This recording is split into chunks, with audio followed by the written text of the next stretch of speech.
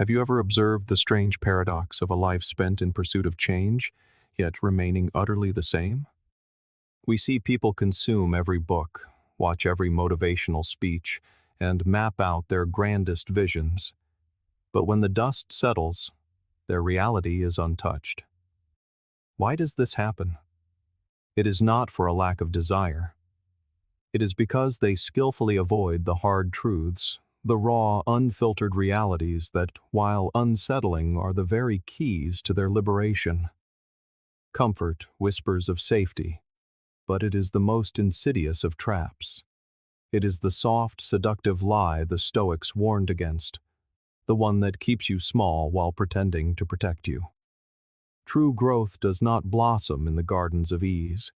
It happens when you choose to face life without the filters, without the excuses, without the illusions. The life you truly desire, the one of strength, clarity, and deep-rooted purpose, begins the very moment you stop evading the reality of where you stand.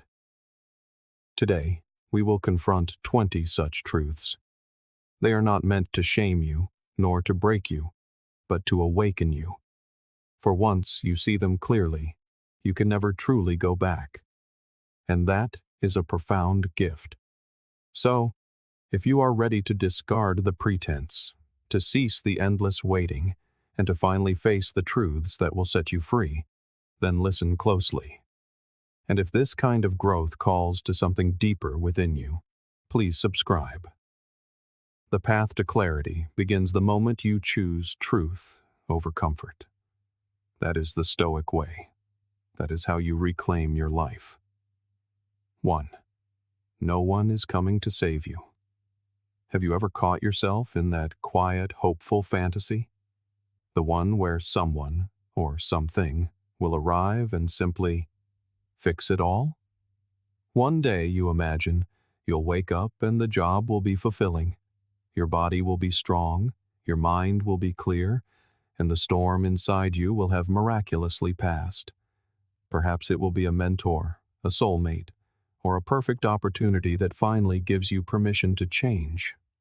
We tell ourselves these stories because, deep down, it's comforting to believe we are not fully responsible for our circumstances. It's easier to think that life somehow owes us a rescue.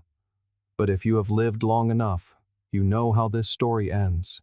That person never arrives. That moment never materializes. And the unvarnished truth hits harder than most are willing to admit. No one is coming. There is no cavalry cresting the hill. There is no perfect moment descending from the heavens. There is only you, your choices, your effort, your will. I understand that is a difficult truth to swallow. We are conditioned from our earliest days to look outside ourselves for direction. In school, we wait to be called upon. At home, someone else often cleans up the mess. Our entertainment is saturated with the hero's narrative, the chosen one saved by fate or guided by a wiser, more powerful hand. But real life, the life the Stoics prepared for, is different. It's what Marcus Aurelius was writing about in his private journal while ruling an empire. You have power over your mind, not outside events. Realize this, and you will find strength. This is not merely ancient wisdom. It is the master key to personal freedom. The power is not out there. It is within you. This is where most people falter. They mistake responsibility for blame. They believe that accepting no one is coming to save them means they are at fault for every wound, every failure, every injustice. But that is not the point.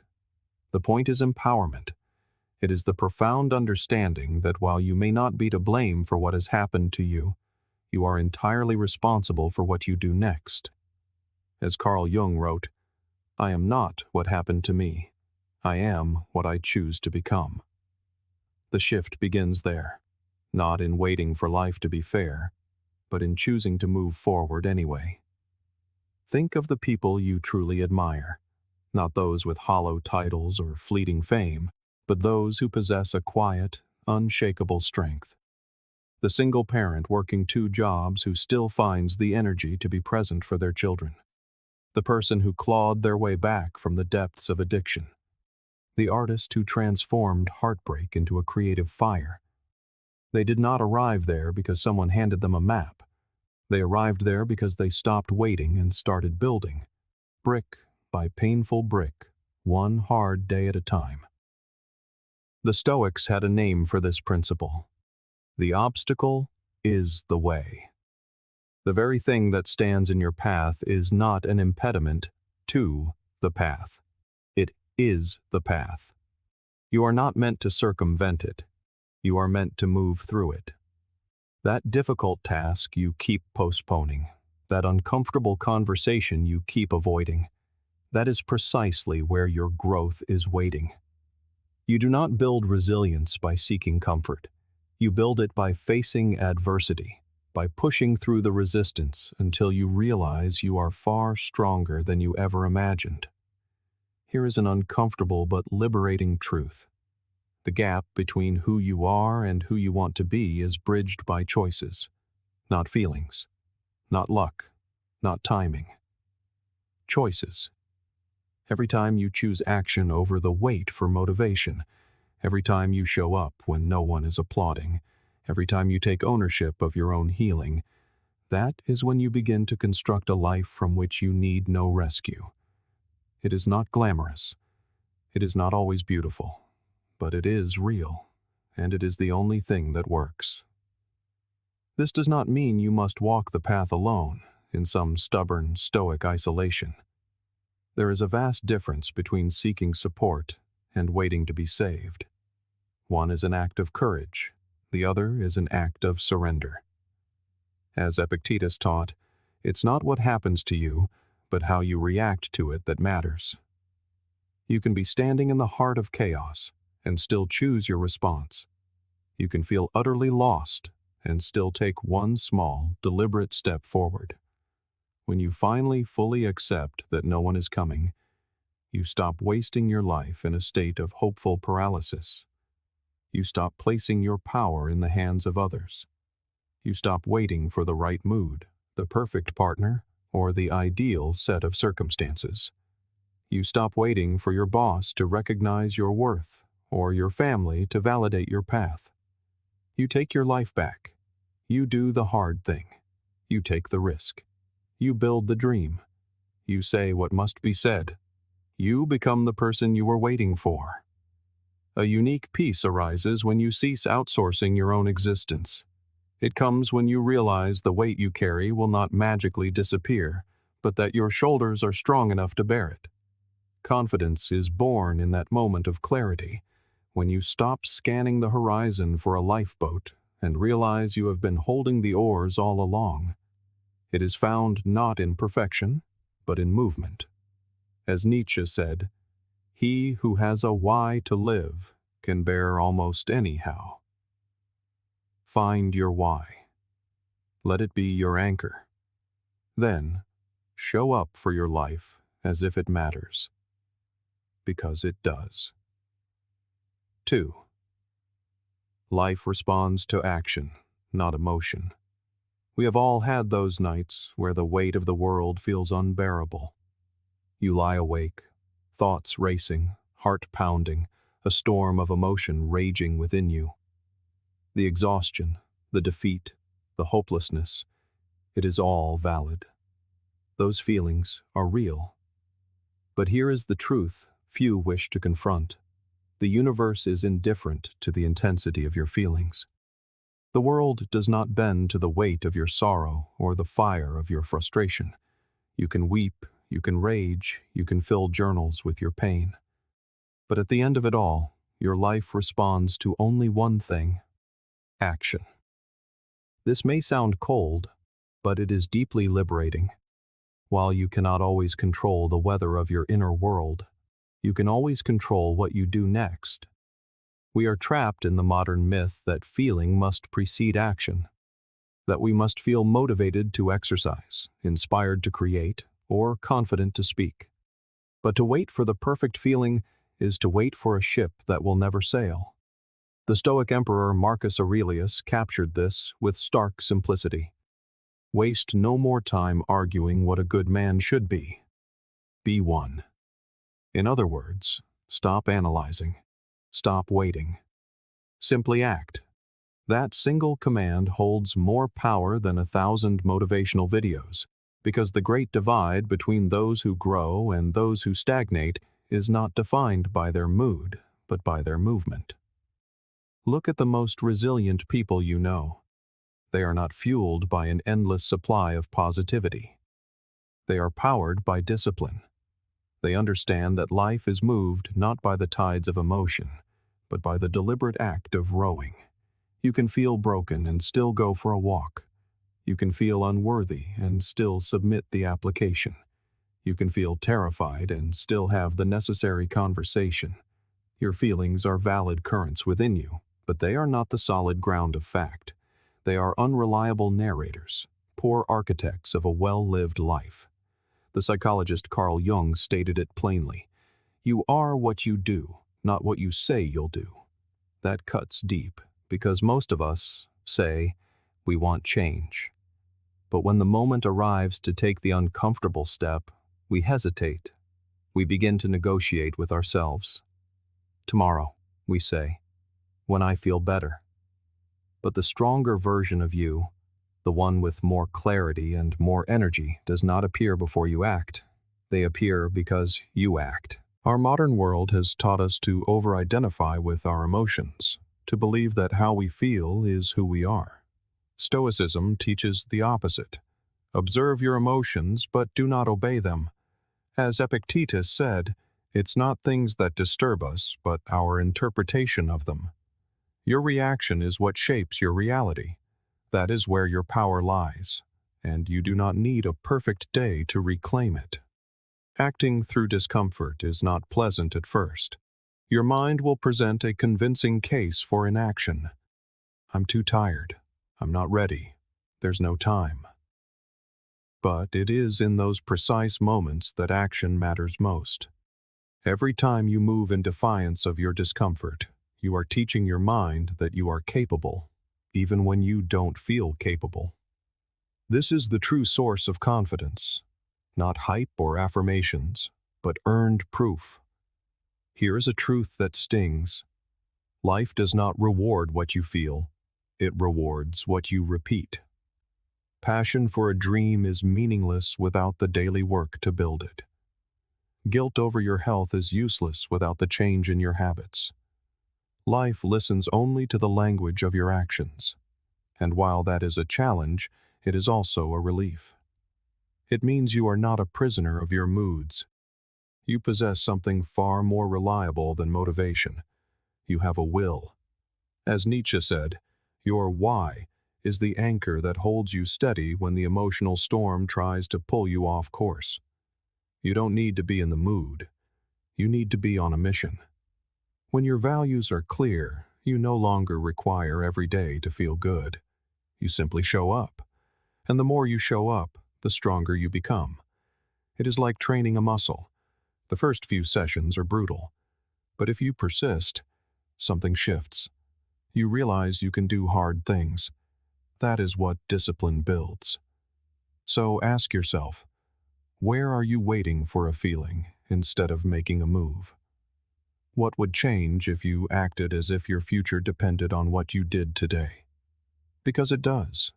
You do not rise by surfing the unpredictable waves of emotion. You rise by rowing with steady and deliberate strokes, especially when the sea is rough. It is not easy, but it is simple. Move your feet. Make the call. Write the page. Take the first step, and then the next. It does not have to be perfect. It just has to be done. There is no happiness without action. You can feel lost and still move. You can feel sad and still serve. You can feel afraid and still show up.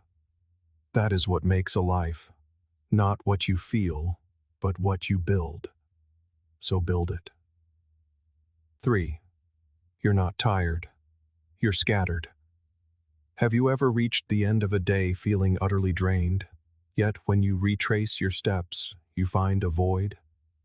You were certainly busy, but what of substance was truly accomplished? This profound fatigue is not the noble exhaustion of meaningful labor. It is the burnout of fragmentation. Your mind has been splintered into 100 different directions, and your focus has been starved. We live in an attention economy where every notification and algorithm is engineered to hijack your focus, pulling you into a state of perpetual reaction. Live this way long enough, and you begin to mistake stimulation for vitality. But constant noise is not progress. The Stoic philosopher Seneca diagnosed this condition 2,000 years ago. To be everywhere, he wrote, is to be nowhere. That is the essence of distraction fatigue. You are mentally nowhere, adrift in a fog of disconnection. The trap is that when we feel this way, we believe the solution is more rest.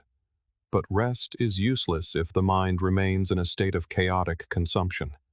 You cannot fix mental overload with more passive scrolling. You fix it with intentional focus. Try this experiment. Choose one thing that truly matters, and for a short time give it your undivided attention. No phone, no open tabs, no distractions. Just you and the task. It could be writing a single page, having a genuine conversation, or taking a walk without headphones.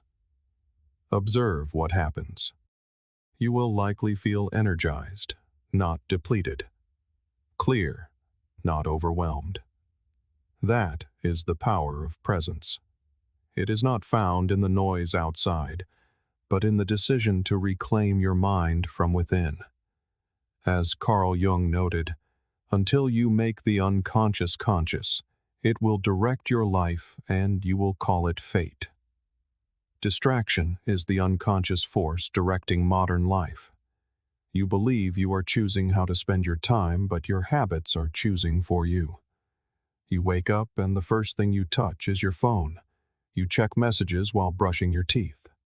By the time you attempt to begin your day's work, your reserves of attention are already spent. Then you wonder why you cannot concentrate. The Stoics practiced a rigorous mental discipline. They trained the mind as a muscle. Today, most of us are mentally out of shape.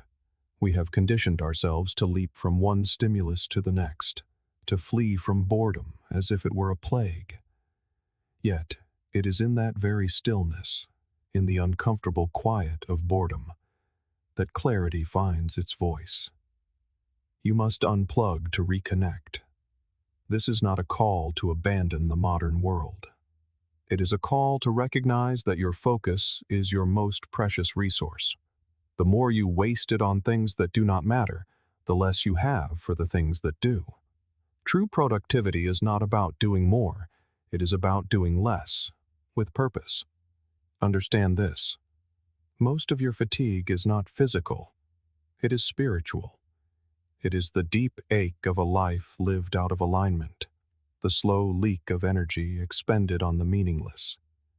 It is the tax you pay for giving your attention to apps that do not serve you, people who drain you, and thoughts that diminish you. And the most dangerous part is that it has become normal. The solution is simple, though not easy. Simplify. Prune the noise. Choose fewer commitments and engage with them more deeply. Build sacred boundaries around your attention. Design your environment to support focus, not sabotage it. Turn off the notifications. Delete the apps that pull you into the void. Set aside time each day to simply be with your own thoughts. It will feel strange at first. That discomfort is the withdrawal from mental junk food. Let it pass. Your attention is not a passive state. It is an active choice. When you begin to consciously choose where to place it, you begin to reclaim your life. You feel more grounded, more energized, more yourself. This is not a productivity hack. This is alignment. 4. Time is the only real currency. Do you ever hear the words escape your lips? Where did the day go? Or perhaps the more haunting question, where did the last 5 years go? It is a bewildering phenomenon, the way time slips through our grasp like fine sand, each grain an unnoticed moment, until we look down to find our hands are empty. One moment, You are setting goals with the vast horizon of the future before you. The next, you are looking back, wondering how so much time could vanish with so little to show for it. We live as if time is an infinite resource, something to be squandered or bartered away cheaply, confident that there will always be more tomorrow. But that is a profound illusion. It is the one currency you can never earn back. Fortunes can be rebuilt. Health can be reclaimed. Even fractured relationships can be mended. But time is a relentless, one-way current. Once a moment passes, it is gone forever. And yet, we treat our moments as if they were disposable.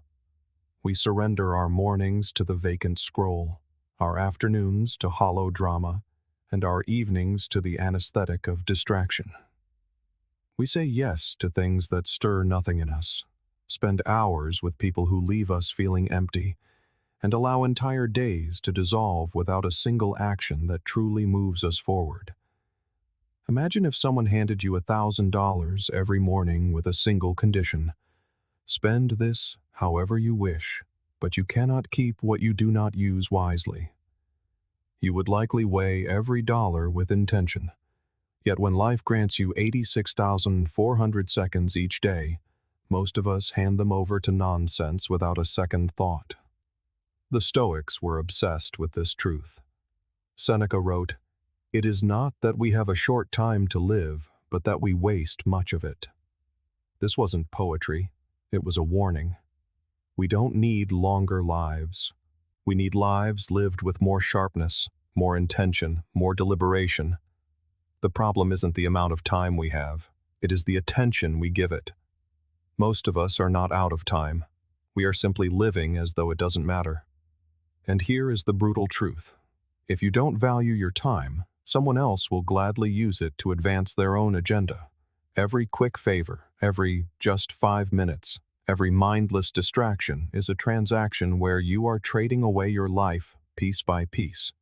Carl Jung once said, "The greatest burden a child must bear is the unlived life of the parent." That quote transcends parenting. It is about the weight of squandered potential. It is about what happens when we postpone the things that matter, waiting for a perfect moment that never arrives. That burden is then passed down, recycled, and repeated through generations.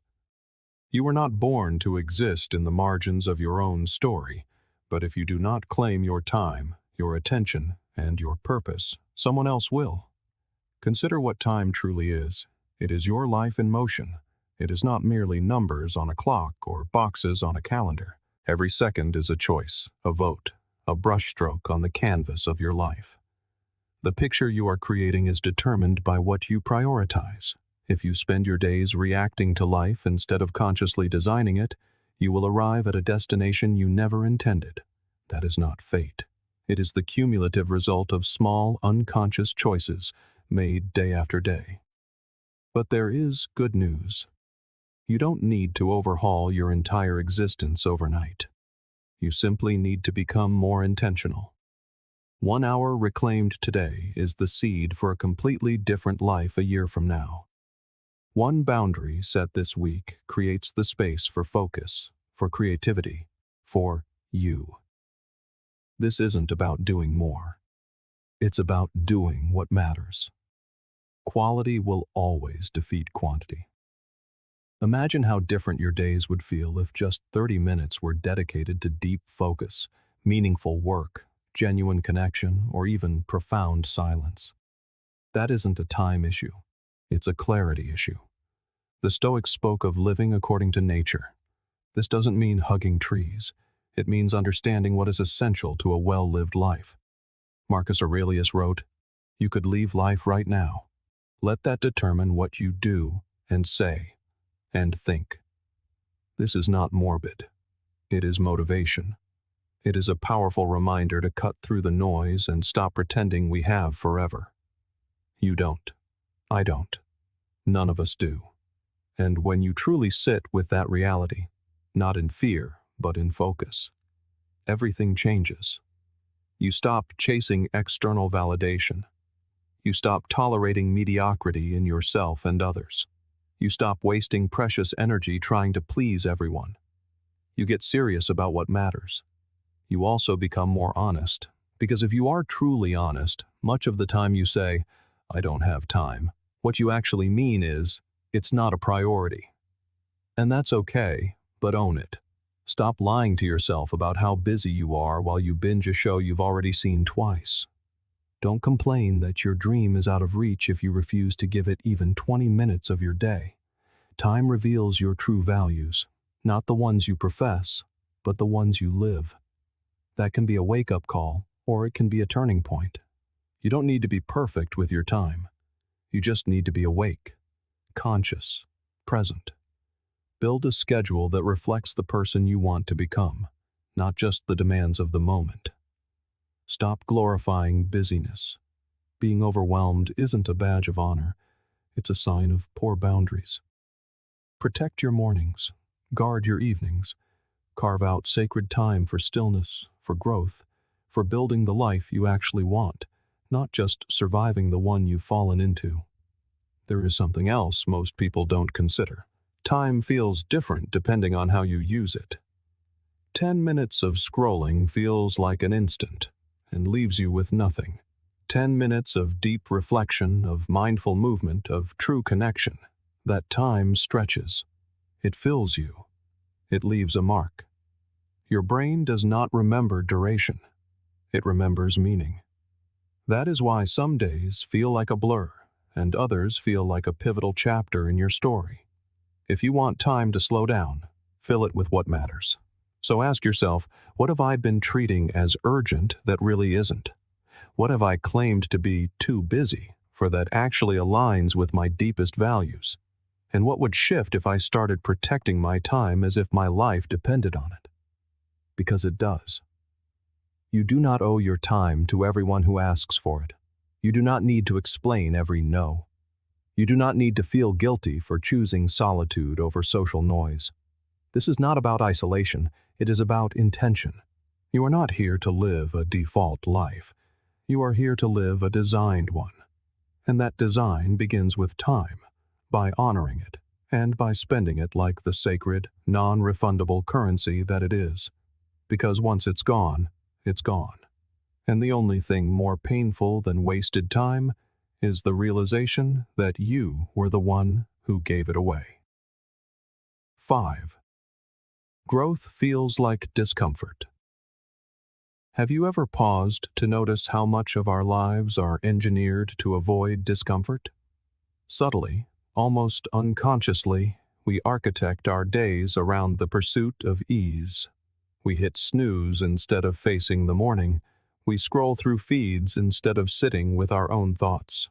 We nod along in agreement instead of speaking an inconvenient truth. It is a subtle, insidious process, and over time, it compounds.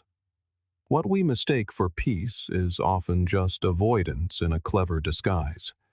And here is the hard truth. You can either be comfortable or you can grow. You cannot be both at the same time. Real growth, the kind that fundamentally alters the trajectory of your life, is uncomfortable by design. It stretches you. It demands something of you. And yes, sometimes it hurts. Discomfort shows up in many forms. It is the tension before an honest conversation. It is the awkwardness of trying something new and failing. It is the fatigue that follows choosing discipline over distraction. We resist it because our primal brain screams, "Run, this feels bad." But that is a survival instinct from an era that no longer exists. Back when discomfort meant a predator in the shadows or the threat of freezing, that reaction was life-saving. But now? Now, discomfort usually means growth is knocking at your door. The Stoics understood this intimately. Epictetus said, "Difficulties are things that show a person what they are." They saw adversity not as something to be escaped, but as something to be engaged. Because when life challenges you, it is not trying to break you, it is trying to reveal you. Think about a time you genuinely changed, a time you became stronger, wiser, more grounded. It didn't happen during a vacation or a lazy Sunday. It happened in the aftermath of a breakup, a job loss, a health scare, a moment when you were forced to look in the mirror and make a choice. That is what discomfort does. It shakes you out of autopilot. It burns away your excuses. It puts you in direct contact with what you truly value. As Carl Jung said, there is no coming to consciousness without pain. This is not a punishment. It is the price of waking up. We live in a world that worships ease. Faster food, quicker results, shortcuts to success. But these shortcuts carry a hidden toll. They keep you soft. They rob you of your resilience. Discomfort is not just a sign that growth is happening. It is the very mechanism of growth. Like lifting weights in a gym, the process tears you down so you can rebuild stronger. The strain of effort is not a signal that you're doing something wrong. It's the evidence you're doing something real. Whether it's rising early to pursue a goal, sitting in silence with your own mind, or finally telling someone the truth, you grow when you lean into the difficult things, not when you run from them. Marcus Aurelius wrote, "The impediment to action advances action. What stands in the way becomes the way." That single line has changed lives because it reframes discomfort from an obstacle into an opportunity. It tells you that the thing you are avoiding is the path, not the easy detour beside it, not the shortcut around it. The thing itself, that hard decision, that honest conversation, that terrifying leap, that is the way forward. The life you want is never found behind comfort. It is always found through discomfort. Every time you avoid a difficult task, you reinforce the belief that you are not capable of handling it. You train your brain to think, "I can't do hard things." Slowly, your confidence withers. Your world shrinks. You begin to organize your entire life around the avoidance of that feeling. But on the flip side, every time you choose discomfort, you grow stronger. Every early morning, every difficult choice, every moment of truth-telling rewires your brain. It proves to you, "See, I can handle this." And that is the source of real confidence, not from talking about change, but from walking through the fire of it. This does not mean you should chase pain for its own sake. It means understanding that growth has a price, and that price is usually some form of short-term discomfort. The problem is that most people want long-term growth without the short-term struggle. But it doesn't work that way. You want strength? You must lift the weight. You want peace? You must walk through the chaos. You want freedom? You must face what has been holding you captive. It is simple, but it is not easy. The life you truly want is already waiting for you, but it's on the other side of discomfort. It's hiding in the places you keep avoiding. The email you won't send, the project you haven't started, the boundary you haven't set. That is the work. So here is the challenge. Do not run from the burn. Do not flinch at the friction. Let discomfort be your compass. When you feel that internal resistance, pay attention. Resistance almost always points towards something important, something meaningful, something that will change you. Ask yourself, what am I avoiding right now simply because it feels uncomfortable? What growth have I been postponing because the process doesn't feel good? And what could happen if I stopped waiting for it to feel easy and started moving anyway? Discomfort is not your enemy. It is your greatest teacher. And if you can learn to lean into it, not all at once, but in small, brave increments, you will begin to see change where it matters most. Not just in your circumstances, but in you. Because that's what this is really about. Becoming the kind of person who doesn't just survive hard things, but chooses them. Not because they are fun, but because they are worth it. Because you are worth it. 6. You will outgrow people. Do you ever get the feeling that people, places, or routines that once felt like home now feel foreign? As if the key you hold no longer fits the lock. The group chat you once loved is now filled with conversations that drain you. The habits that once brought comfort now feel like anchors holding you in place. At first, you might wonder what's wrong. You might even feel a pang of guilt for pulling away, for desiring something different, something deeper. But you must understand this. It is not betrayal. It is growth.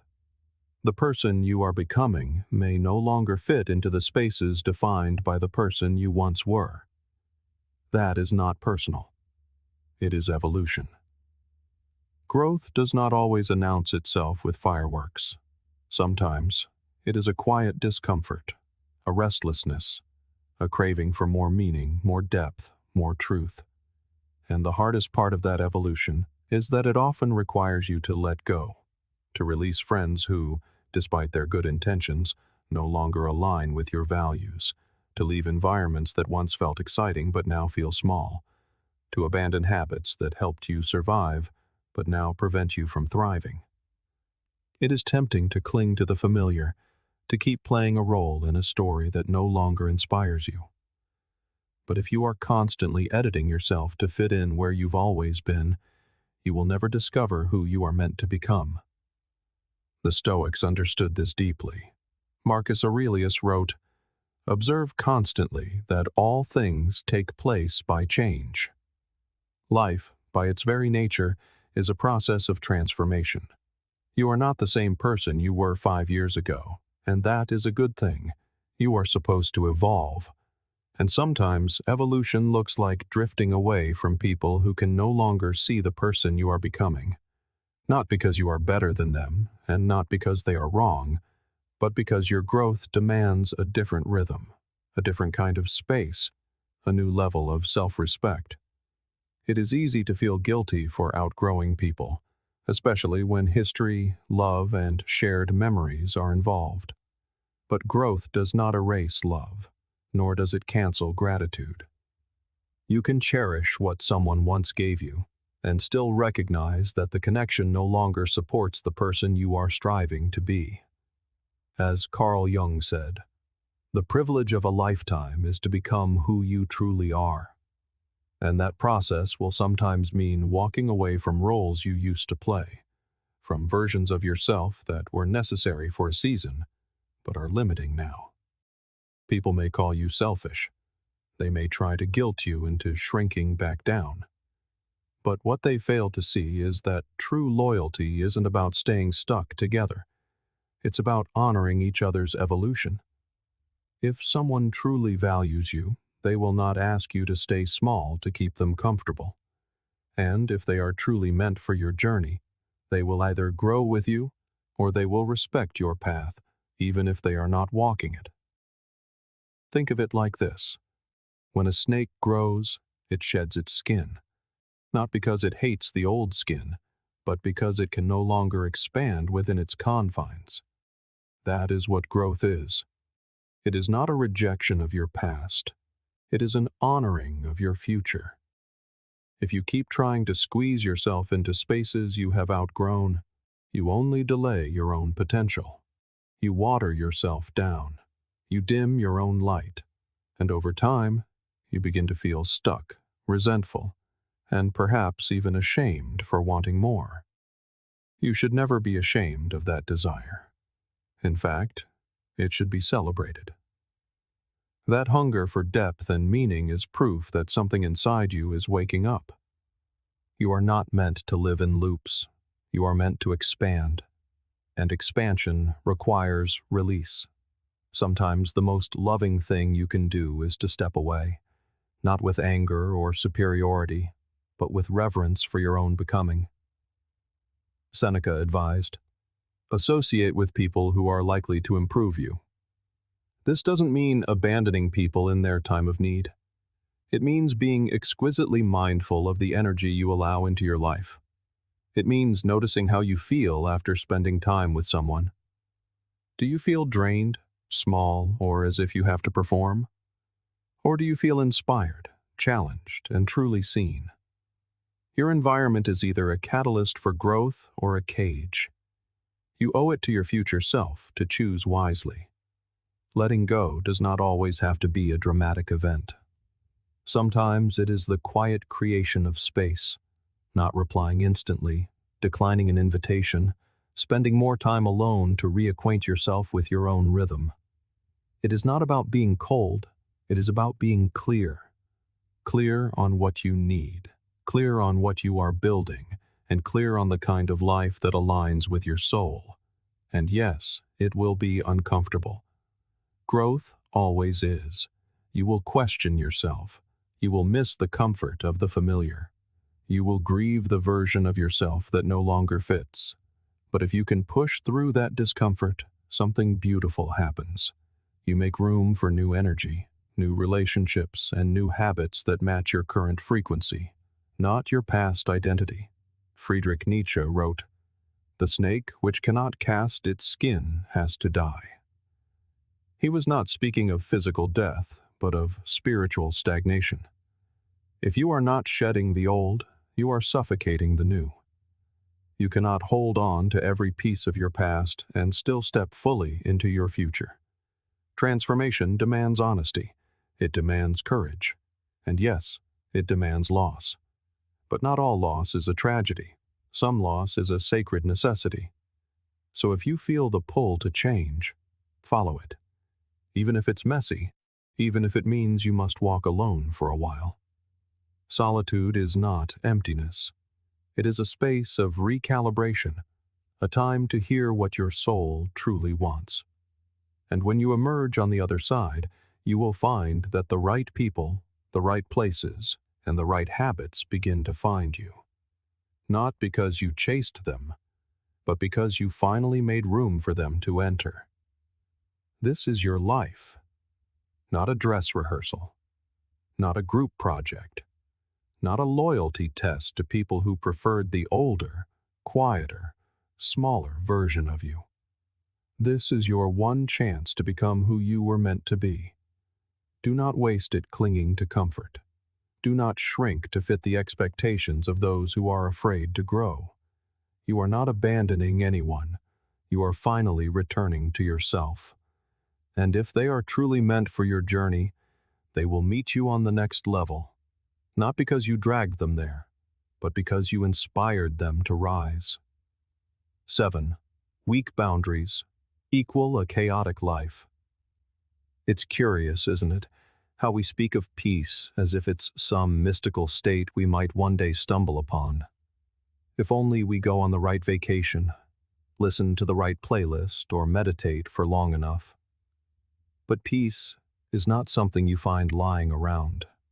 It isn't hiding at a beach resort or at the bottom of a journal page. Peace is something you build, and like any structure worth building, it requires effort, clarity, and a solid foundation. That foundation is built with boundaries. Strong, clear, sometimes uncomfortable boundaries. The kind that may not always make you popular, but will absolutely make you powerful. Because without them, your life becomes a lawless frontier, open to any passing whim or demand. It seems anyone feels they can arrive at your door, bearing the weight of their drama, their urgency, their negativity, and simply leave it there for you to carry. The true danger is that if you are not careful, you will begin to think this is normal. You will start to mistake constant availability for kindness and confuse self-abandonment with compassion. Before you know it, you are utterly drained, not from what you are doing, but from what you are allowing. The Stoics held a view of peace quite different from our own. It was never about comfort or escape. It was about alignment, a profound harmony with what you can control, and the grace to release everything you cannot. As Epictetus said, keep your will in harmony with nature. What he meant was this: stop trying to fix everything around you and start protecting what is within you. And one of the most effective ways to do that is with boundaries. But boundaries are not simply about saying no to others. They are about saying yes to yourself, yes to your priorities, yes to your rest, yes to your peace. Think of them not as walls that shut the world out, but as filters. They don't deny entry. They simply let the right energy in. Boundaries do not mean you are harsh.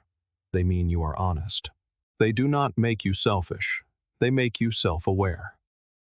Carl Jung once said, "The most terrifying thing is to accept oneself completely." This includes accepting your limits, your capacity, and the fundamental truth that you cannot be everything to everyone. Trying to be is precisely what steals your joy. You are not made to carry the emotional weight of every person you meet. You are not designed to absorb their moods, solve their problems, or constantly justify yourself to those who refuse to listen. You were made to live with clarity, to honor your energy as if it were sacred, because it is. But here is the unspoken truth. Setting boundaries will make others uncomfortable, particularly those who have benefited from you having none. They will push back. They will question you. Some may even try to guilt you with phrases like, "You've changed," or "You're being difficult." But listen closely. These reactions are often just signs that your boundaries are working, that you are finally disrupting patterns that never served you. To live without boundaries is to hand out the keys to your home and merely hope that no one will let themselves in uninvited. The truth is, if you do not define your own space, someone else will, and they will not do it with your best interests at heart. So let's be practical. Start small. Identify one area of your life where you feel consistently depleted: a relationship, a work dynamic, a habit of overcommitting. Ask yourself, what is one boundary I have been afraid to set here? Then set it. Clearly, kindly, firmly. There is no need to over-explain, no need to apologize. "I won't be able to make it. I need some space.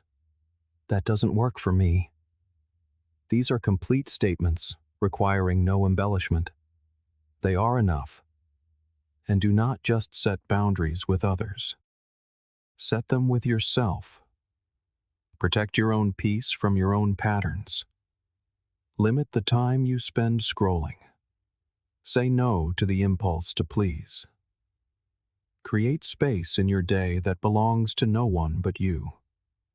For that is where peace grows. In the quiet moments where you can finally hear your own thoughts above the world's noise. Peace is not passive. It is not the absence of conflict, but the presence of clarity. And clarity requires decisions. Who gets your time? Who earns access to your energy? What behaviors will you no longer tolerate, even from yourself? These are not just questions. They are the tools, the very blueprints for a life that feels grounded instead of chaotic. Not every email needs a reply. Not every opinion deserves a response. Not every invitation requires a yes. Your life is not a community garden. It is a carefully curated space. The more you protect it, the more peace you will begin to feel. Not because the world has changed, but because you have. Yes, you may lose some people along the way. That is okay. People who cannot respect your boundaries were never really respecting you. They were respecting your compliance. And losing that kind of energy is not a loss. It is liberation. So the next time you feel overwhelmed, ask, where did I let my boundaries slip? The next time you feel resentful, ask, what am I saying yes to that I truly mean no to? Because those emotions are not just signals, they are maps. They are showing you precisely where your peace is leaking. Follow them back. Seal the cracks. Take your space. Speak your truth. Because in the end, no one is coming to protect your peace for you. That responsibility is yours alone. And when you begin to take it seriously, everything shifts. The noise grows quieter, the air feels lighter, and your life, finally, begins to feel like your own. Have you ever wondered why you feel anchored in place, despite possessing a sky full of dreams and ambitious goals?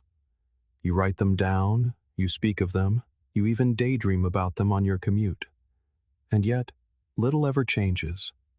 This disconnect, this chasm between what you want and what you do, is where a life remains unlived.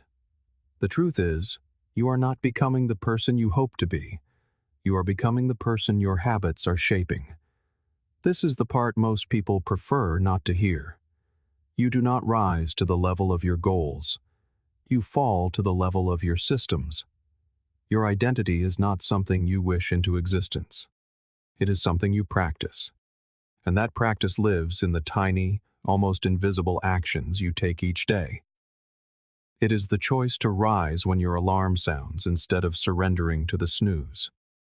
It is the decision to go for that walk, write that one page, or say no to something that does not serve you. It is not about grand gestures. It is about consistency. That is what discipline truly is. Not willpower, not a fleeting burst of motivation, just showing up again and again, especially when you don't feel like it. We often lie to ourselves with the best of intentions. We say, "I'll start next week," or, "Once I'm less busy, I'll get serious." You say you want peace, but you scroll yourself into a state of anxiety. You say you want clarity, but you fill every quiet moment with noise. You say you want growth, but you avoid discomfort as if it were a plague. These are not random choices. They are actively shaping your future self. Every small decision is a ballot cast, a vote for the person you are becoming. Skipping the gym once doesn't make you unfit, but skipping it 5 times a week while telling yourself you'll get back on track Monday solidifies an identity. Likewise, reading a single page, writing one sentence, dedicating 5 minutes to focused work, these small wins seem insignificant in the moment, but over time they compound. That is the real magic. Your habits are not just routines, they are the very architecture of your life. And yet, so many of us chase hacks and shortcuts instead of building a solid foundation. We want to feel motivated before we act, but motivation is a fickle guest. To rely on it is to wait for perfect weather before starting a journey. You don't need motivation, you need a standard, a decision made in advance that this is what you do, no matter what mood you are in. Epictetus said, "First, say to yourself what you would be, and then do what you have to do." This is not philosophy, it is an instruction. Decide who you want to become, and then start acting like it. But let us be honest, discipline is uncomfortable. It is not glamorous. It is often boring. It requires delayed gratification, the very opposite of what the modern world trains us for. Everything around you is designed for impulsivity. Social media wants your endless scroll. Delivery apps want you to order instead of cook. Streaming platforms want you to binge instead of build. But here's the hard truth. If you do not control your habits will control you, and they will lead you somewhere, but it may not be where you truly want to go. So how do you turn this around? You start by making and keeping small promises to yourself. This is the bedrock of self-respect. You do not need to overhaul your entire life overnight. That is unsustainable. What is sustainable is the accumulation of tiny wins. Wake up and drink a glass of water. Set a 10-minute timer and write. Walk for 15 minutes. Meditate for 5. These actions may sound insignificant, but they teach your brain something critical. I follow through. And that belief is the true source of confidence. Most people think confidence comes from praise or external achievement. It doesn't. True confidence is forged in the quiet observation of your own resilience. It is built by watching yourself do difficult things, by proving to yourself that you are reliable. Over time, these small actions become woven into the fabric of your identity. And once your identity shifts, your behavior follows with far less friction. You no longer have to fight yourself every day. You simply become the kind of person who does the thing. Every habit you repeat carves a groove into your life. If you are not intentional, those grooves become trenches, and you wake up years from now wondering how you drifted so far from the life you actually wanted. So, here is a moment of truth. Look at your last week. Not what you hoped to do, but what you actually did. Where did your time go? What did you prioritize? Who did you become in those hours? And then ask yourself, if I repeat this exact pattern for the next year, what kind of person will I be? You do not need perfection. You just need direction. And then you need repetition, over and over. Small steps, imperfect progress, real discipline. Because your future is not built in some grand moment of inspiration. It is built in the tiny, seemingly unimportant decisions you make every single day. If you want to know who you are becoming, don't look at your dreams. Look at your habits. They are already writing the next chapter of your life, one repetition at a time. Do you ever enter a room and feel the weight of 100 gazes upon you? A sensation that your every move is being silently judged, every flaw magnified, every awkward moment replaying in someone else's mind? It is a profoundly common feeling, yet it is built on a falsehood. The truth is, most people are not thinking about you nearly as much as you imagine. Not because they are unkind, but because they are preoccupied with themselves, how they are being perceived, what they just said, how they appear. The spotlight you imagine is fixed upon you is, in fact, one they are shining on themselves. Psychology has a name for this: the spotlight effect. It is our tendency to believe that others notice our actions and appearance far more than they actually do.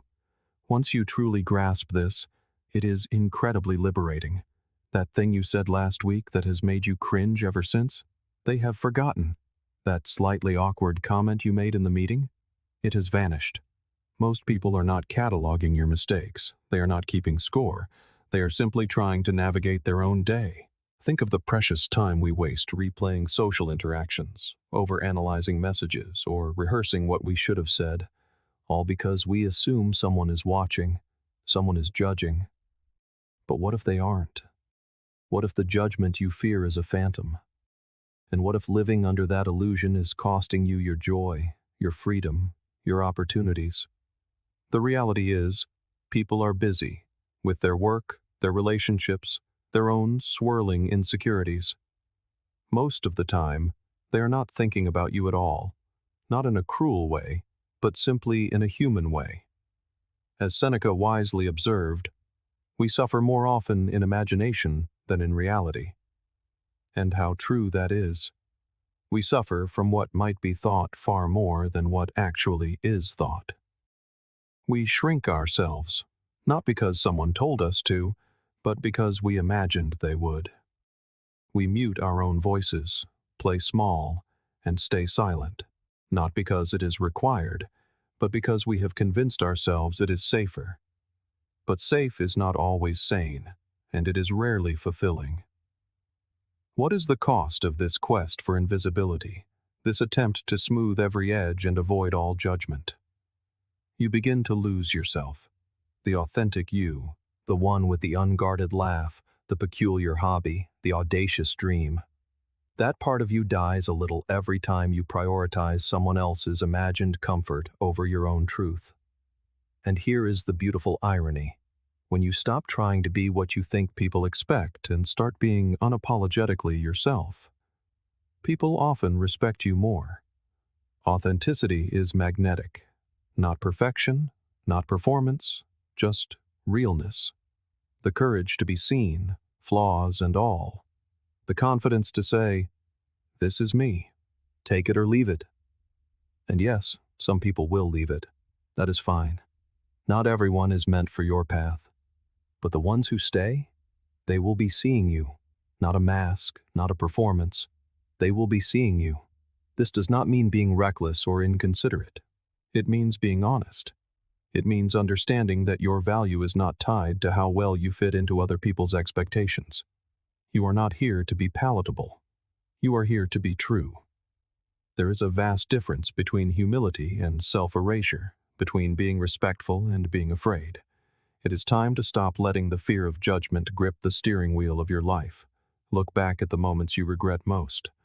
I would wager they are not the times you were too bold, but the times you held back. When you didn't say what you felt, when you didn't take the risk, when you failed to show up as yourself. That is the real heartbreak. Not failure, but absence. Not rejection, but the opportunity you never even gave yourself. So the next time you feel that self-conscious tension rising, just pause. Breathe. Ask yourself, whose opinion am I prioritizing over my own truth? And what would happen if I just let go? If I trusted that I do not have to be perfect, I just have to be me? The Stoics would call this living according to your nature. Not someone else's projection, not society's mold, but yours. That includes your voice, your quirks, your passions, all of it. Do you want to feel free? Do you want to feel peace? Start here. Stop performing for an audience that isn't even there. And start living for the one person who must sit with your choices every night. You. Live boldly. Speak freely. Laugh loudly. That is not arrogance. That is alignment. That is how you build a life that actually feels like your own. And in the end, that is all that truly matters. Have you ever felt a subtle dissonance in your day? A feeling of being off? Nothing catastrophic has occurred. No great drama has unfolded, yet you feel anxious, scattered, perhaps even profoundly drained. If you look closer, you may find the cause is not what happened to you, but what you have been exposing yourself to, what you have been feeding your mind. The truth is, your thoughts do not arise from a vacuum. They grow from the seeds you plant. And your mind is not a machine. It is a sponge. Whatever you soak it in, it will eventually become. If you surround yourself with constant noise, drama, comparison, and chaos, you should not be surprised when your inner world begins to echo that same turmoil. You scroll through an endless feed of curated lives, bouncing between opinions, headlines, and gossip, and then wonder why you feel distracted and perpetually stressed. But this is not merely about distraction. It is about direction. Every input you allow into your mind is shaping your focus, your energy, and ultimately, your identity. This is not a metaphor. It is psychology. You are what you consume, because what you consume influences what you think, and what you think determines what you do. So, if your thoughts are rife with fear, resentment, or defeat, take an honest look at the content that surrounds you. Your inner world is merely reflecting your mental diet.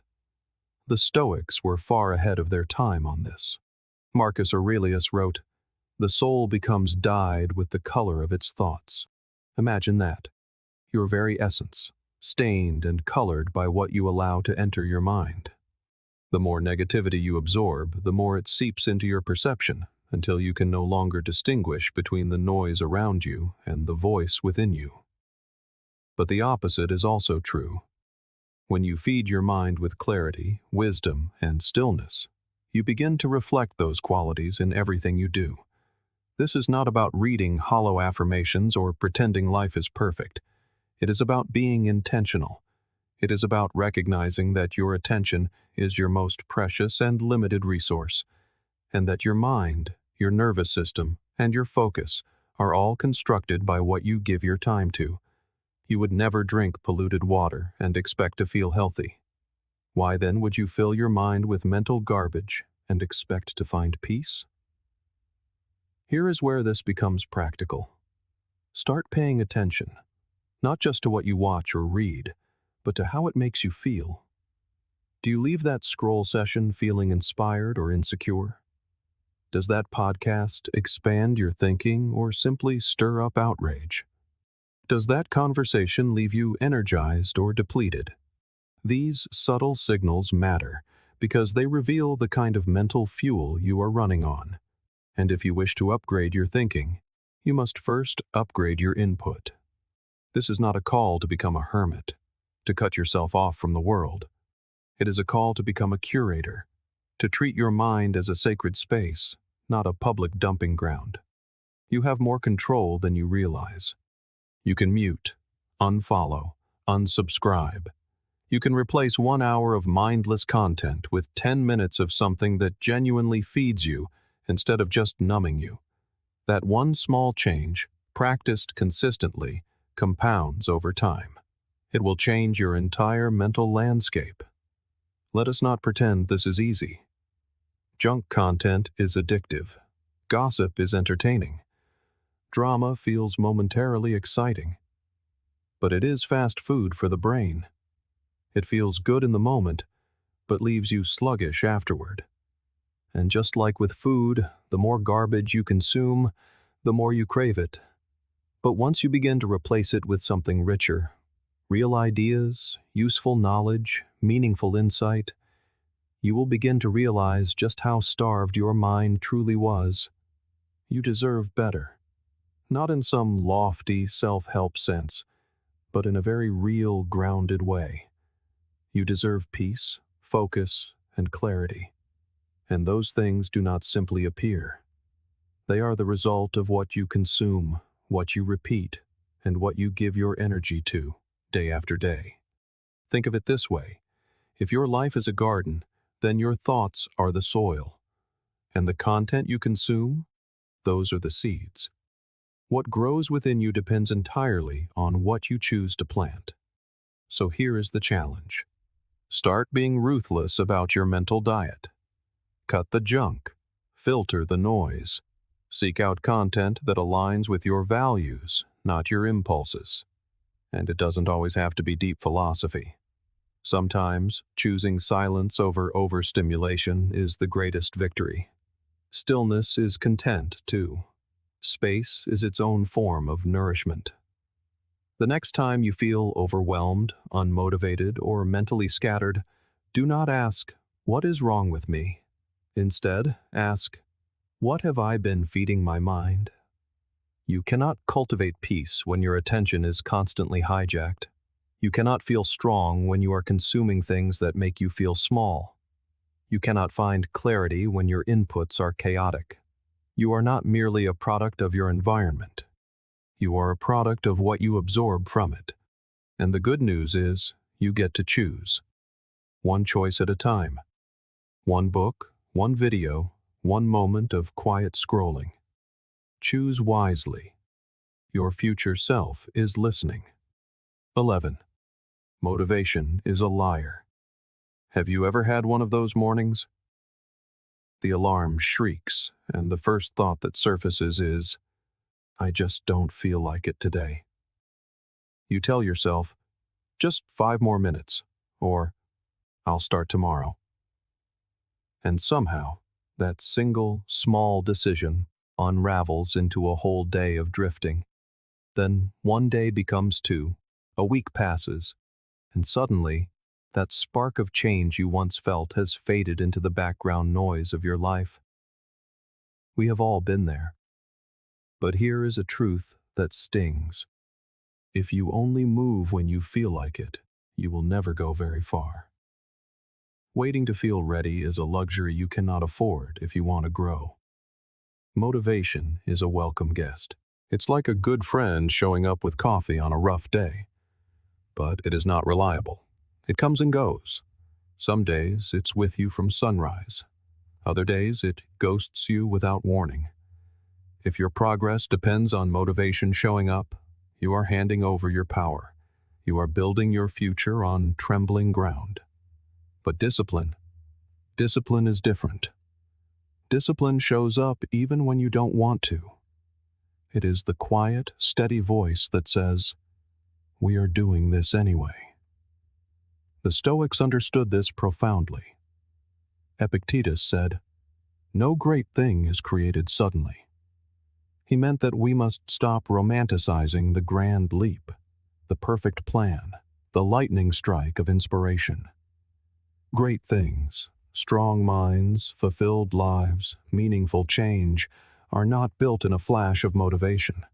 They are forged in the quiet repetition of discipline. It isn't sexy, but it is real. It is brushing your teeth when you are exhausted.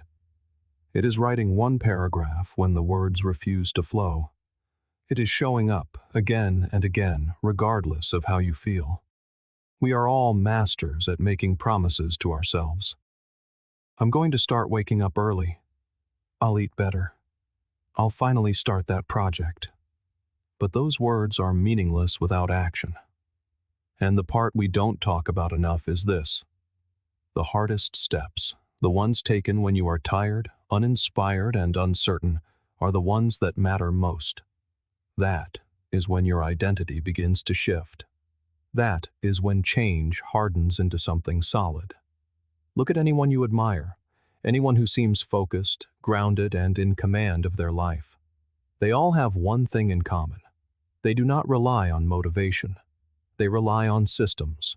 They have built routines that carry them forward, even on the days they don't feel like moving. Whether it's a workout, a writing habit, a daily walk, or 10 minutes of silence, they have made it non-negotiable. Like breathing, no debate, no drama. It just gets done. Life is your duty. Purpose is your work. You do not need to be inspired to show up for it. You only need to remember why it matters. When you treat your routines as sacred, not optional, you create a structure that holds you up when your emotions try to drag you down. Discipline is not rigidity. It is not about pushing yourself to burnout. It is about deciding what matters and committing to honor that decision, regardless of the fleeting feeling of the moment. The days when it is hardest to show up are the days that define you. That is where momentum is born, not in perfect conditions, but in the messy, inconsistent reality of life. Anyone can work hard when they are motivated.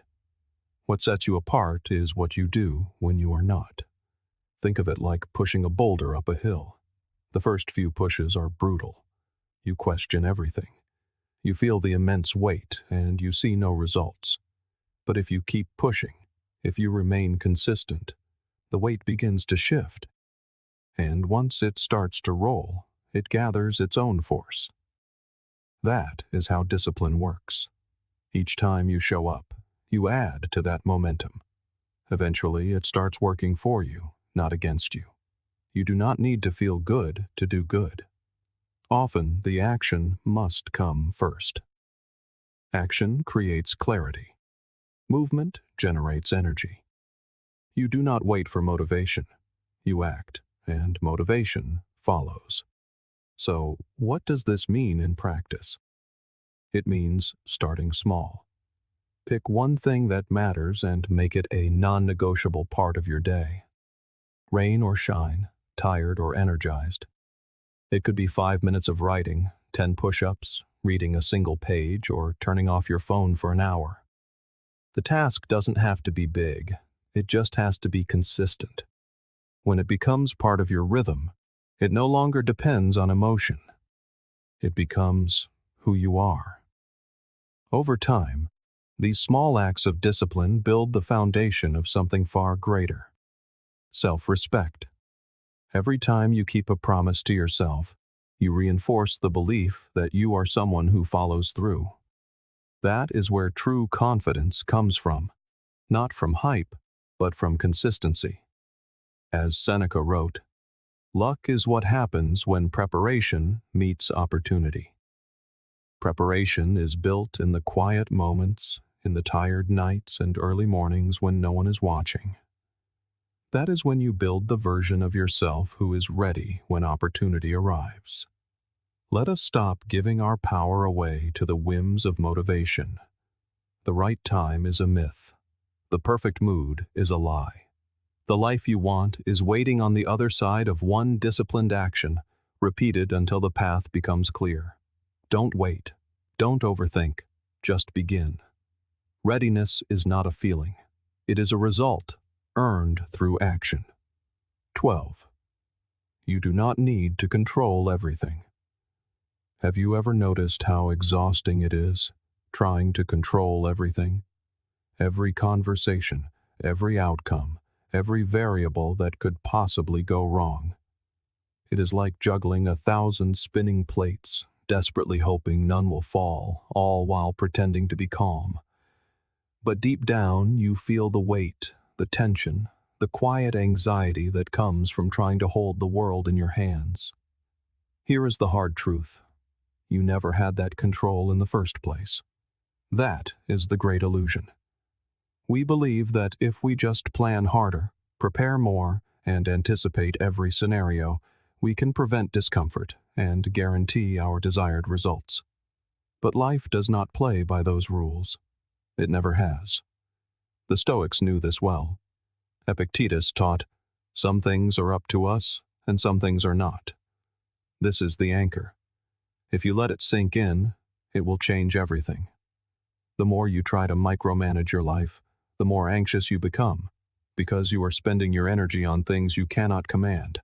How people respond, what they think, whether things go exactly as you imagined, and when they don't, you feel like you have failed. Have you ever tried to control a relationship? Perhaps you called it fixing things or keeping the peace. But in reality, you were walking on eggshells, trying to manage someone else's feelings. And in doing so, you lost yourself. You sacrificed your own peace to preserve theirs. And it never worked, did it? People do not change because we force them to. They change when they choose to. This is not about giving up. It is about redirecting your energy to where it truly matters. Imagine how much lighter life would feel if you stopped trying to control the weather and started preparing yourself to walk through any storm with grace. You cannot control the rain, but you can choose whether to curse the sky or find an umbrella. This principle extends to everything. You can do all the right things, eat well, work hard, show up early, and still not get the outcome you hoped for. That is not failure. That is life. It is unpredictable, and the more you resist its nature, the more you will suffer. But when you accept it, when you anchor yourself in what you can influence, your effort, your attitude, your response, you begin to feel something new, not power over life, but peace within it. Perhaps most importantly, you begin to trust in your ability to handle whatever comes. That is the foundation of true strength. Knowing you will be okay, even when things are not okay. What does this look like in practice? It looks like letting that text go unanswered for now. It looks like letting the traffic be traffic. It looks like allowing people to misunderstand you, if they must. It means focusing on what is right in front of you, your breath, your actions, your next choice. Control is not peace. Acceptance is. Peace comes not from everything going your way, but from knowing you will find your way, no matter what happens. It comes from understanding where your responsibility ends and where life begins. So ask yourself, what am I trying to control that is not mine to carry? Where am I pouring my energy into outcomes and opinions that do not belong to me? What would shift if I handed those things back to the universe and focused only on what is mine? My mind, my choices, my presence. This is where real peace lives. Not in the fantasy of control, but in the power of surrender. A powerful letting go. You don't need to chase certainty. You need to trust your capacity to respond. 13. You teach people how to treat you. There is a quiet, powerful moment when you realize people do not treat you based on what is fair. They treat you based on what you allow. And that truth stings, because it forces you to stop looking outward and start looking within. If someone repeatedly crosses a line, it is no longer just about their behavior. It is about the boundary that has not been clearly drawn or consistently enforced. Real respect begins not with others, but with you. It is a hard lesson, especially when we are taught that being kind and patient should be enough. But people are not mind readers. They test limits. And when you remain silent, that silence becomes permission. Your hesitation becomes an invitation. When you say you want respect but tolerate disrespect, you send a conflicting message, not just to them, but to yourself. Boundaries are not walls, they are declarations. They are how you teach the world to value you, not through speeches, but through consistent action. You do not have to yell. You do not have to beg. You simply have to be clear, firm, and unwavering. And yes, that takes courage. It is uncomfortable to risk tension, to disrupt a false peace. But if the only way to keep the peace is to sacrifice your own needs, then it is not peace at all. It is quiet resentment. The Stoics were not interested in pleasing people. They were interested in virtue and integrity. Epictetus taught, "Don't explain your philosophy, embody it." Setting boundaries is embodying your philosophy of self-worth. It might mean walking away from a conversation, limiting your time with someone who drains you, or simply saying no without a lengthy explanation.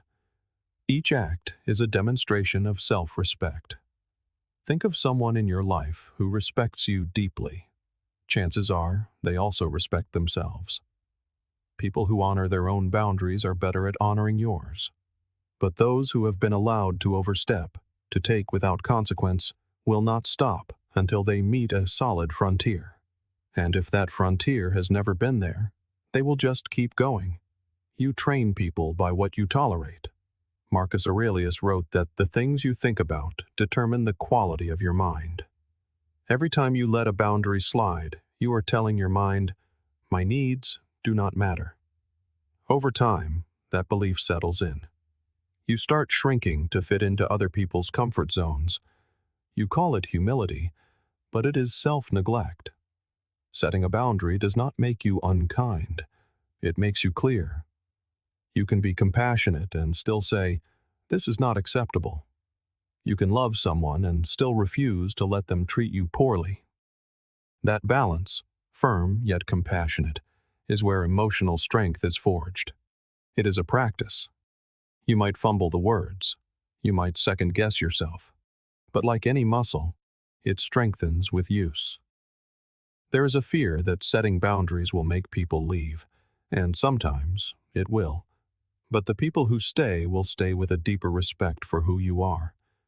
They will understand that your time and energy are not available to anyone who demands them. And that clarity creates safety. It makes relationships stronger, not weaker. Seneca advised us to put to good use what we have. You may not be able to make someone treat you better, but you always have control over how long you give them access to you. That choice is yours. So ask yourself, where am I allowing what I do not accept?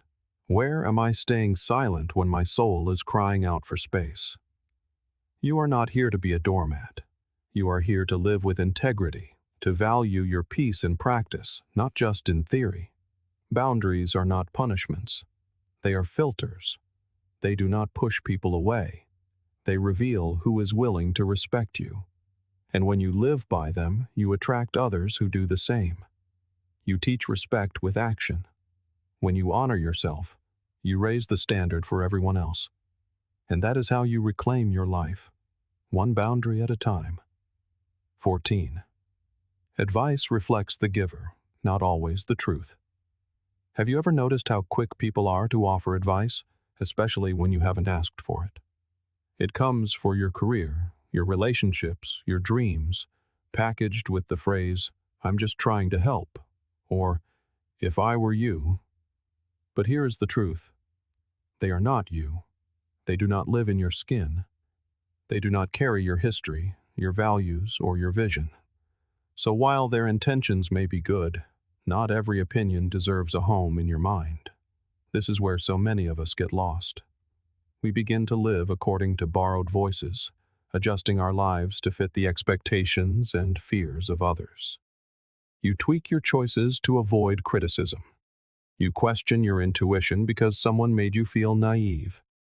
Before you know it, you are on a path that feels more like a performance than a purpose, and you can no longer remember where the real you went. People rarely give advice based on pure logic.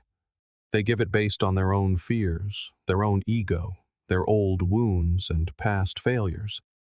What they are often saying is, "This is what I would do because I'm terrified of what happened to me." Or, "This is what I failed to do, so maybe you shouldn't try either." It is not always malicious, but it is rarely neutral. The Stoics warned of this. Epictetus said, "Know first who you are, and then adorn yourself accordingly." In other words, do not dress your life in someone else's fabric. Before you allow the world to clothe your choices in its opinions, you must first know yourself, your values, your priorities, your vision. This is not pride. It is self-respect. This isn't a call to isolation, nor an embrace of arrogance. True wisdom is a student, always learning, but it is also a master of discernment. You are not required to swallow every opinion served to you, no matter how forcefully it is presented. Often, the most strident advice echoes from the most hollow chambers of confusion. You can listen without absorbing.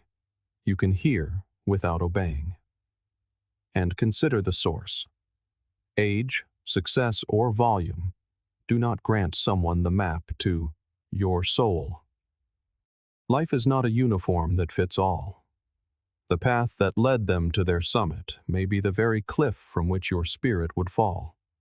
Perhaps their vision of success is a stark contrast to your definition of a life fulfilled. And that is perfectly all right. You have permission to carve your own trail, even if others cannot see the destination, especially if they cannot. Marcus Aurelius wrote, "If it is not right, do not do it. If it is not true, do not say it." To this I would add, if it is not yours, do not live it. You have no obligation to carry the weight of advice that feels alien to your soul. And the more you turn inward for counsel, the more refined your filter will become. You will begin to feel the truth in your very bones, a subtle shift, a quiet knowing. That is intuition. That is the dawn of inner clarity. And like any blade, it sharpens with use. Here is a simple lens through which to view all counsel. Ask yourself, does this spring from love or from fear? From expansion or from limitation? Does it challenge you toward growth, or does it try to cage you in convention? You will be astonished at how often fear masquerades as caution, calling itself realism. But a realism that suffocates dreams is not realism at all. It is merely the projection of another's limits onto you.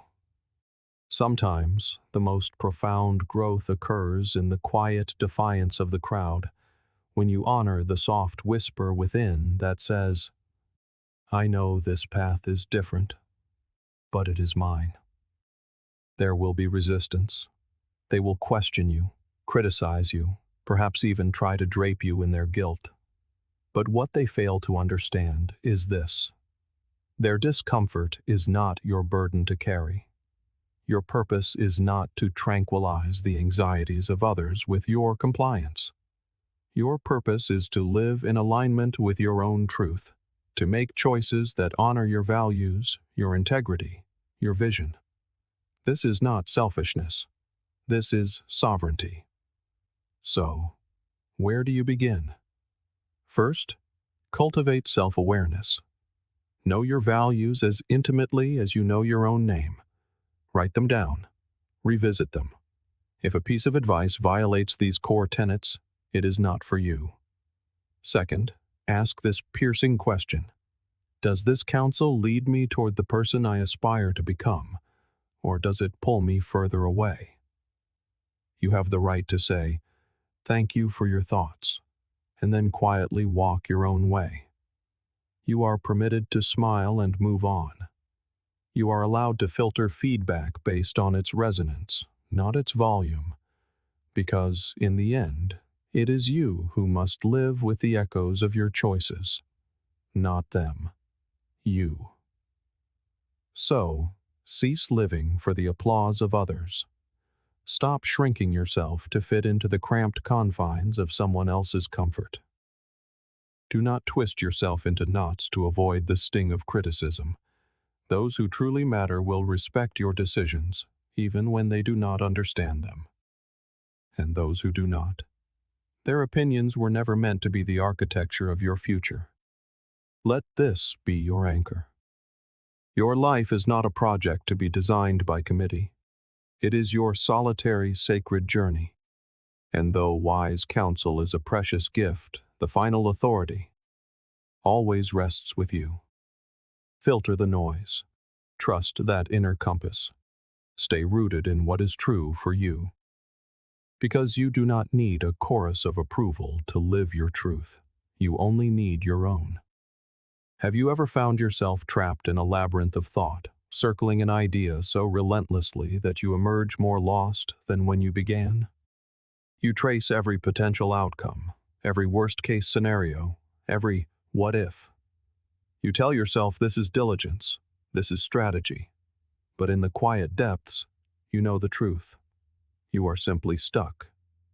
Not from a lack of information, but from a fear of movement. And this fear is a master of disguise. It wears the mask of planning, but its true name is avoidance. The truth is, many of us mistake the frantic motion of analysis for the steady work of preparation. We recycle the same doubts in a different order. It's like running on a treadmill and believing you are on a grand journey. There is movement, yes, but there is no progress. Cease the endless spinning of thought. Instead, embody the action. Do not wait in the stillness, fantasizing about the perfect first step. Simply, take one. For it is motion, not meditation, that creates momentum. You cannot think your way into a new life. You must act your way into it. Clarity is not a prize you win at the end of a long chain of thought. It is a trophy earned in the arena of experience. Consider this. You cannot steer a parked car. The wheel may turn, but the vehicle remains inert. Only when you begin to move, however slowly, however imperfectly, can you adjust your course. To remain still is to feed your doubt. The longer you sit in indecision, the louder your fears become. And the louder they become, the harder it is to remember why you wanted to move in the first place.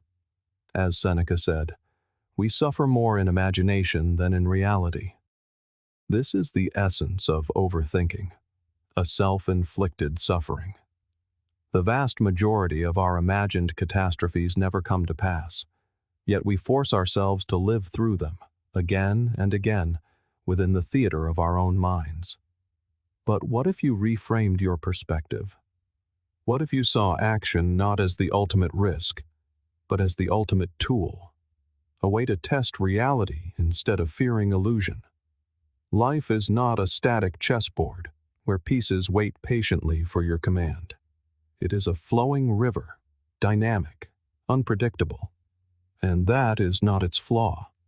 It is its essence. When you linger too long in the echo chamber of your mind, you begin to invent problems that have no basis in reality.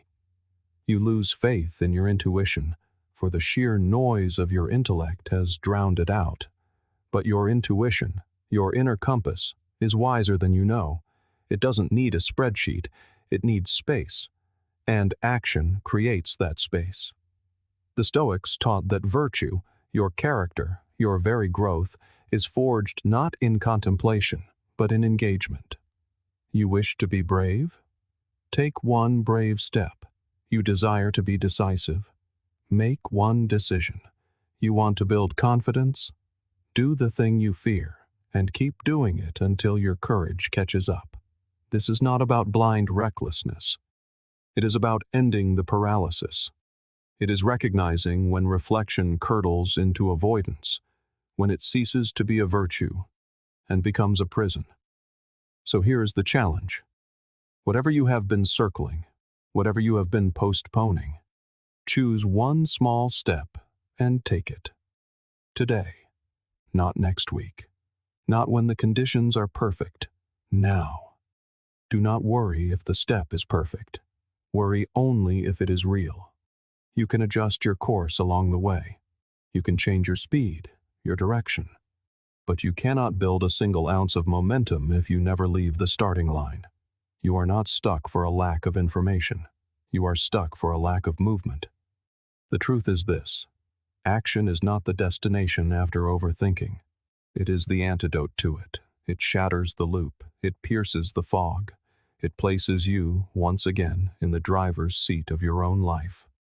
Sometimes the most courageous act is not to fight to remain, but to find the strength to leave. This is not an act of weakness, but of profound self-respect. Because no matter how resilient you are, you cannot thrive if you continue to plant yourself in the same soil that poisons your roots. And yet, we tell ourselves that staying is noble, that loyalty is measured in endurance, even as that endurance costs us our peace, our clarity, our very sense of self. At some point, you must ask, am I healing here, or am I merely surviving? We are told that time heals all wounds, but this is an incomplete truth. Time, alone, does nothing. It merely passes. It is what you do with that time, and where you spend it, that dictates your healing. A toxic environment is a constant, low-grade assault on your spirit. It keeps your nervous system humming with anxiety, forever reopening wounds you are desperately trying to close. True healing is not a matter of marking days on a calendar. It is about creating the conditions in which your heart and mind can finally breathe again. The environment that shaped you is not always the one that can sustain you. This means letting go of people, places, and habits, even the identities, tangled in the trauma from which you seek to rise. This does not make you cold. It makes you conscious. The Stoics held no illusions about the power of our surroundings. As Epictetus taught, keep company only with people who uplift you, whose presence calls forth your best. This is a call for the deliberate curation of your space, because space is never neutral. It is an active force that shapes you. If you are perpetually in survival mode, walking on eggshells, silencing your voice, shrinking to fit, you are not healing. You are hardening. And hardening is the antithesis of healing. Healing is soft. It is the slow, tender unfolding of a clenched spirit. But that cannot happen in a state of constant alert. To heal, you require space, literal, mental, and emotional. And creating that space often demands stepping away from the familiar, even when the familiar has the deceptive comfort of home. Marcus Aurelius wrote, "The impediment to action advances action. What stands in the way becomes the way." But we must recognize when the obstacle is not a challenge to be overcome, but a cage to be escaped. Some environments simply do not have the capacity to contain your growth. You can do all the inner work imaginable, but if your external world remains hostile, your growth will forever be stunted. So, what does it mean to leave with intention? It is a conscious choice to remove yourself from environments that drain, disrespect, or distort you. It is creating distance not from anger, but from a newfound alignment with your own worth. Know this: it is okay to outgrow people, places, and things. This is not betrayal. It is biology. It is the very nature of life. Flowers do not apologize for growing taller than the weeds beside them. They simply reach for the sun. You have that same right to rise. Often, our tolerance for a harmful environment becomes an unconscious habit. We normalize dysfunction. We mistake chaos for connection. But when you bring awareness to it, when you realize, this place is hurting me more than it is helping me, you reclaim your agency. You are not weak for leaving. You are wise for recognizing what no longer serves your evolution. It takes courage to walk away from what is known. But sometimes the wisest move is to pause, breathe, and relocate. Think of it as a physical wound. If you keep bumping it against the same sharp corner, it will never mend. But give it space, protect it, let it breathe. and healing begins. Your spirit is no different. This is not about casting blame. It is about claiming responsibility for your own well-being. Stoicism teaches us to focus on what we control, and you control where you place your roots. Healing is not just about releasing the past. It is about choosing a future that can hold your wholeness. And that future begins with creating the space for it to grow. So if you feel stuck, heavy, or perpetually triggered, ask yourself, is it me, or is it the environment I am trying to grow in? And if the answer is the environment, give yourself permission to move, to breathe, to step into a space that honors your healing. You are not running away. You are rising up. And that is the beginning of becoming whole. Have you ever observed the subtle, yet powerful shift in your mood based on what you feed your mind? One moment, you feel centered. The next, after scrolling through a feed of outrage or listening to endless complaint, you are anxious and drained. This is no coincidence. It is your attention, quietly sculpting your inner landscape. Because what you focus on is not merely something you observe, it is something you absorb. And over time, it becomes the very lens through which you view the world. Understand this. Attention is currency. It is not just where your eyes look, it is where your energy flows. Whatever you consistently water with your attention is what will grow in the garden of your mind. Focus on fear, and fear will flourish. Focus on purpose and discipline, and you will begin to shift. You will not just feel better, you will become better. If your daily consumption consists of negativity, you will begin to see the world as a dark and hopeless place.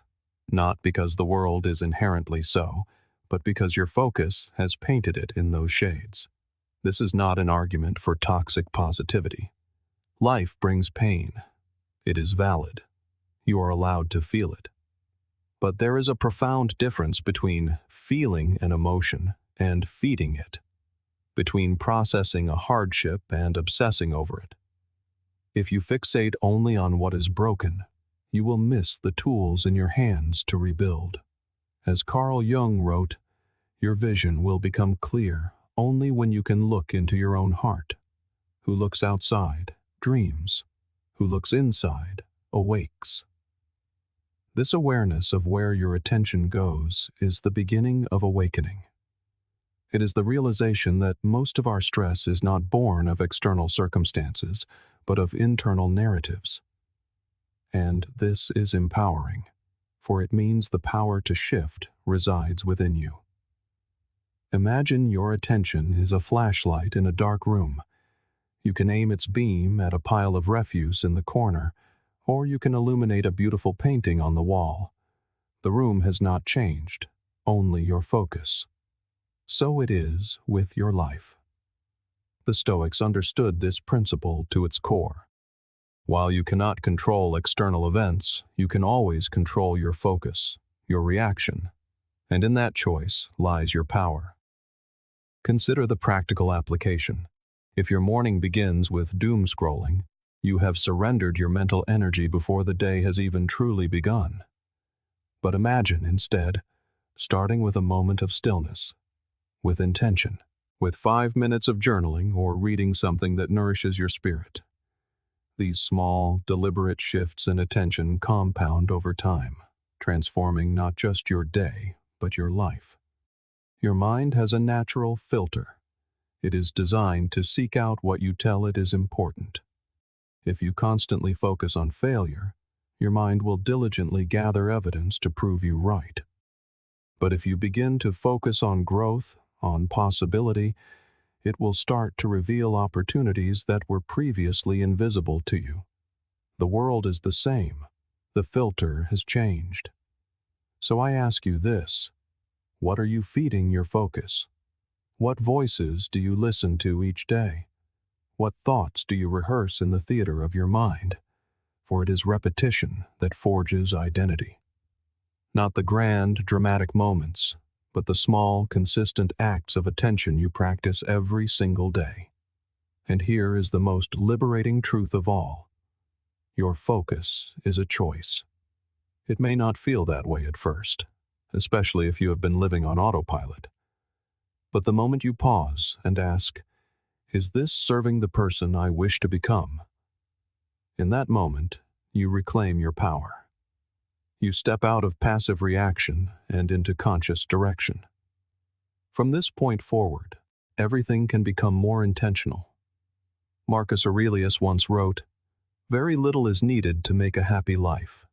It is all within yourself, in your way of thinking." He wasn't suggesting we ignore reality. He was reminding us to take responsibility for the one thing no one can ever take from you: your attention. You must learn to guard it, redirect it, and strengthen it. The world will always fight for your focus. Advertisers, social media, the deafening noise of opinions and fears, they all clamor for a piece of your mind. But you have the power to say, "No, this moment belongs to me." You have the power to decide what receives your mental energy and what is left to fade into silence. And when you begin to exercise that power, you start to change not just how you think, but how you live. You become more grounded, more clear, more present. Not because life has suddenly become easier, but because you have become sharper, more deliberate, and more aligned with the person you truly want to be. Confidence comes from doing, not from feeling. It's one of those qualities everyone wants, yet most of us fundamentally misunderstand.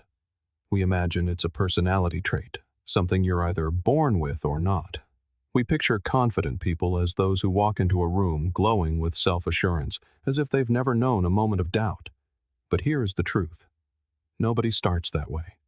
Confidence doesn't magically appear before you act. It is the reward you receive. After you show up, after you do the hard things, after you keep the promises you make to yourself. You don't wait for confidence. You build it, one action at a time. This is precisely where so many of us get stuck. We tell ourselves, "I'll go for it when I feel ready," or "I'll start once I'm more sure of myself." But that moment of perfect readiness almost never arrives. If you keep waiting for it, you will remain where you are. It's not that you aren't good enough or capable enough. It's that you're asking the wrong question. Don't ask, "How can I feel more confident before I start?" Ask, "What small step can I take right now, even if I'm unsure?" Because it is in the doing, not the daydreaming, that confidence begins to take root. The Stoic philosopher Epictetus asked, "How long are you going to wait before you demand the best for yourself?" He didn't say to wait for the stars to align or for your self-esteem to reach a perfect score. He said to demand it. That is the essential shift in mindset. You stop asking for permission from your feelings and start leading with your values. And one of those values has to be this: I move forward even when I don't feel like it, even when it's scary, even when the voice in my head insists I'm not ready. If you are always telling yourself you're going to be more confident, more disciplined, more courageous, but you never back it up with action, you are reinforcing the opposite identity. Every time you hesitate, every time you break your own word, you are teaching your brain, "I can't be counted on." But every time you do the thing, send the email, speak up in the meeting, go to the gym, you send a different message. I show up. That is where real confidence is born. It's built in the quiet moments, not the loud ones.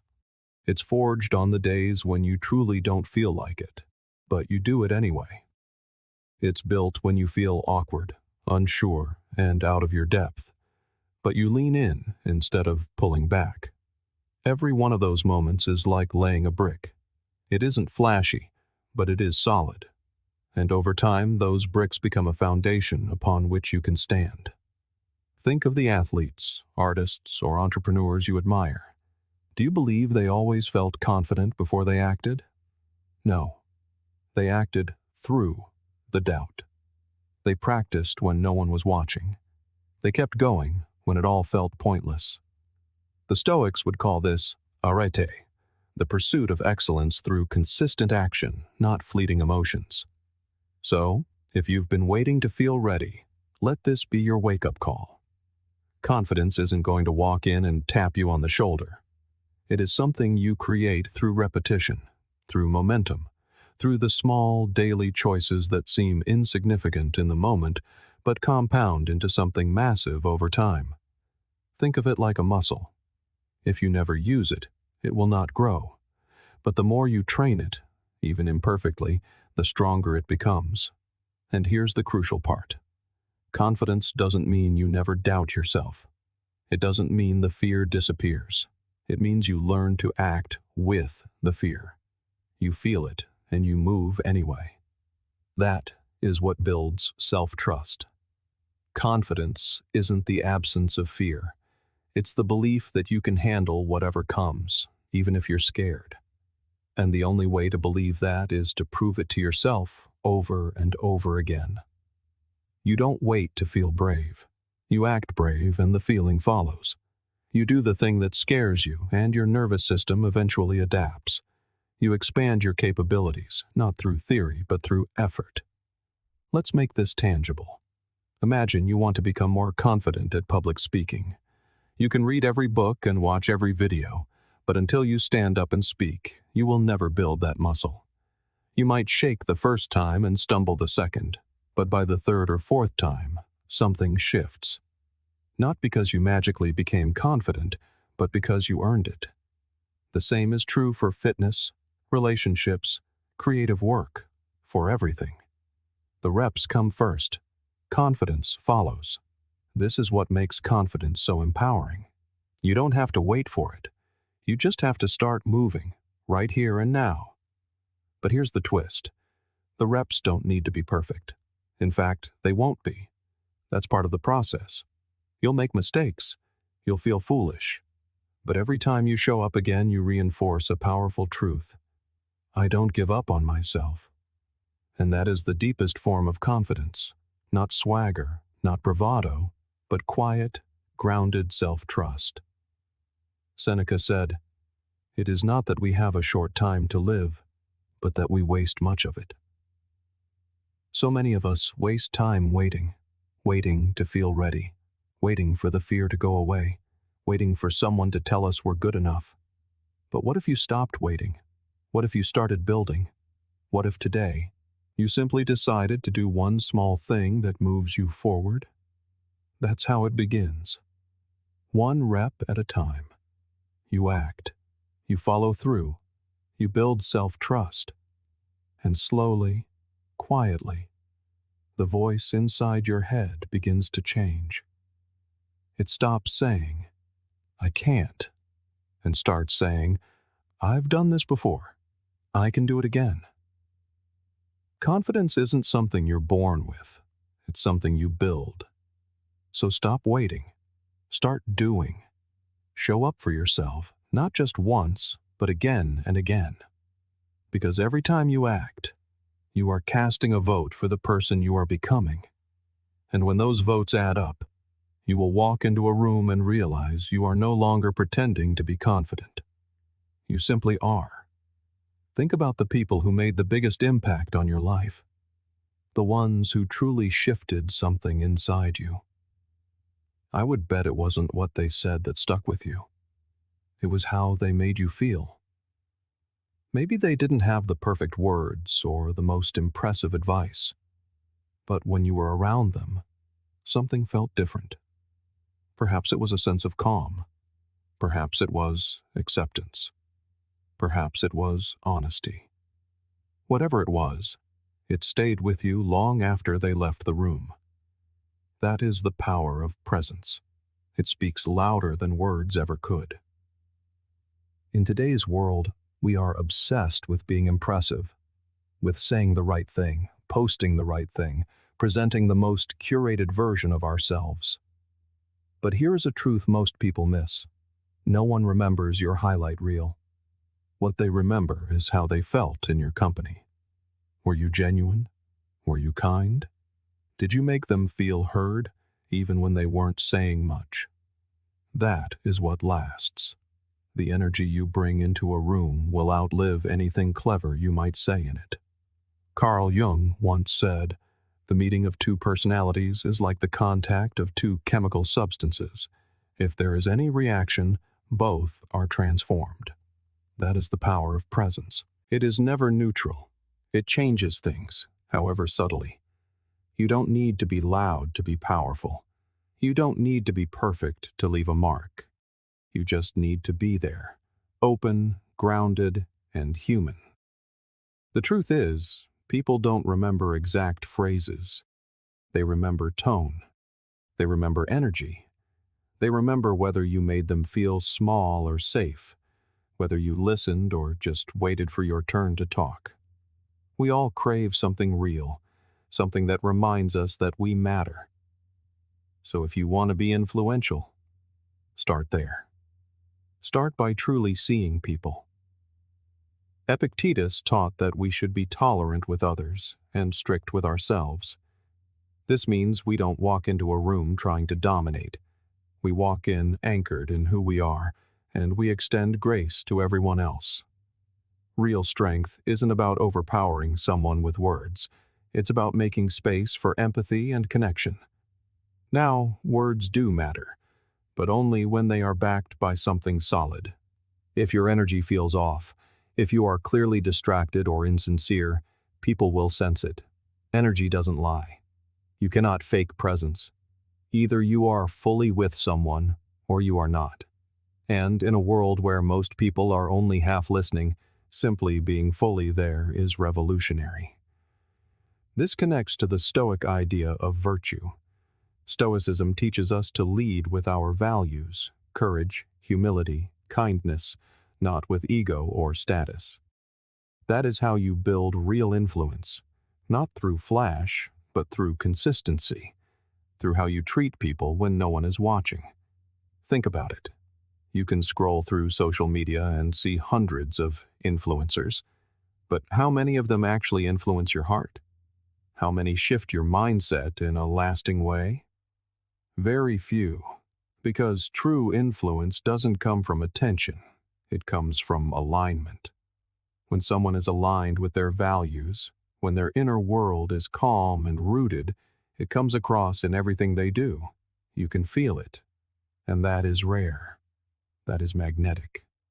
Seneca said, "Wherever there is a human being, there is an opportunity for kindness." This may sound simple, but it is not small. Kindness is not weakness. It is transformative. It disarms people. It makes them breathe easier. It makes them feel seen. And in a world where everyone is fighting to be seen, being the one who sees others, that is real power. That is a legacy. People are carrying more than they let on. Stress, doubt, grief. And you don't always need to fix it. You don't need a grand speech. Sometimes you just need to be the calm in their chaos, the stillness in their noise. The one person who isn't trying to impress them, but simply trying to understand. And let's be honest, that takes inner work. You cannot offer presence to others if you have never learned to sit with your own discomfort. You cannot offer safety if you are still judging your own humanity. This is why it all starts with you. When you make peace with your own humanness, you start showing up for others with far more grace. As we've discussed, confidence doesn't come from being perfect. It comes from being grounded, from knowing you are trying your best to be real in a world full of masks. People feel that. They trust it. They are drawn to it. So if you are serious about making an impact, stop trying to impress and start trying to connect. You don't need the perfect words. You need presence. You need kindness. You need to be real. That is what people crave. That is what they will remember.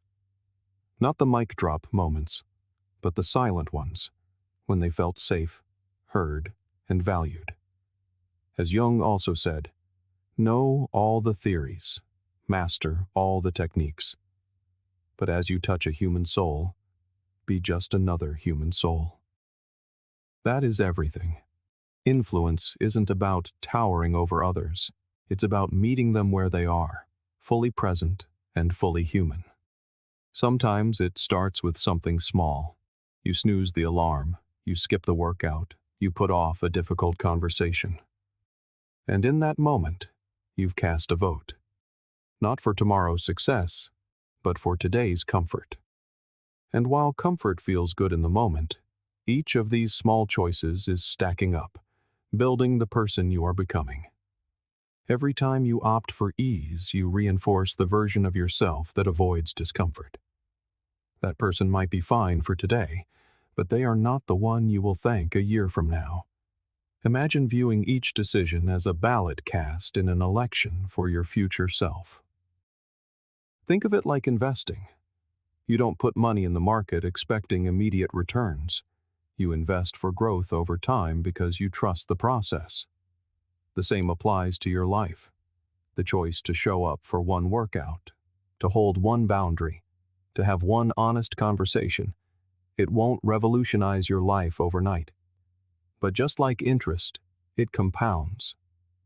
And the future you will look back with gratitude for that consistency. Marcus Aurelius wrote, "The happiness of your life depends upon the quality of your thoughts.